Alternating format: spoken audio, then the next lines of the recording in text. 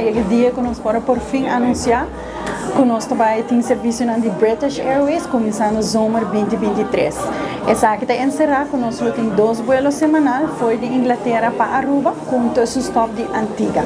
O vuelo não arriba já websco já domingo, e essa aqui seguro é algo importante para nós, para que está seguro em quadra estratégia de aeroporto, onde nós que sigue atrair a aerolínea para fora de nos peak hours, é decir, que nós queremos mais aerolínea de Europa e Latinoamérica, para assim que nós podemos manejar o fluxo, brindar um bom serviço, mas também optimizar o uso de nossa infraestrutura. Então, que é hobby importante, maneira como o ministro já acaba de mencionar, em diferentes pontos, que nós estamos hobby orgulhoso de dizer, para mim, Aruba é a primeira destinação do Caribe holandês para adquirir serviço de British Airways.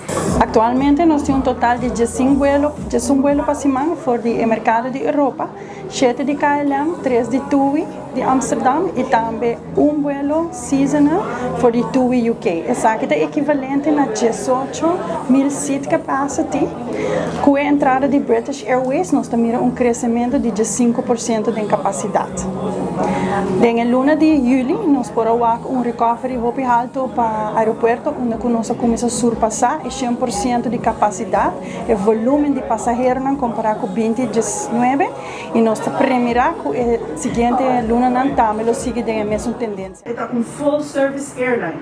Hopi relembrar e forma parte de One World Alliance, junto com outro parceiro estratégico, maneira American Airlines, e assim por brindar nós passageiros para conectar com mais de 9 destinações around o mundo. É um logro seguro histórico para o país Aruba.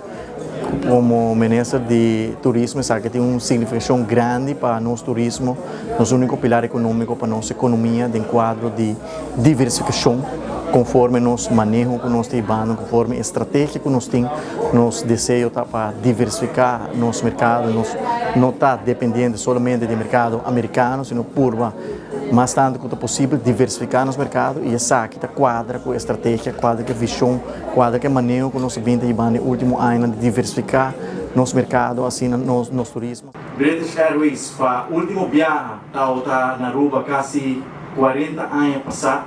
Nós concordamos a aterrissar na Aruba no ano 1885. Esse aí está o último viagem com um avião de British Airways a aterrissar na Aruba.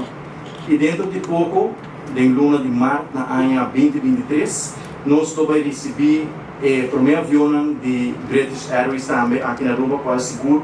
Nós vamos considerar o momento aqui seguro histórico e grande para o turismo de nosso país.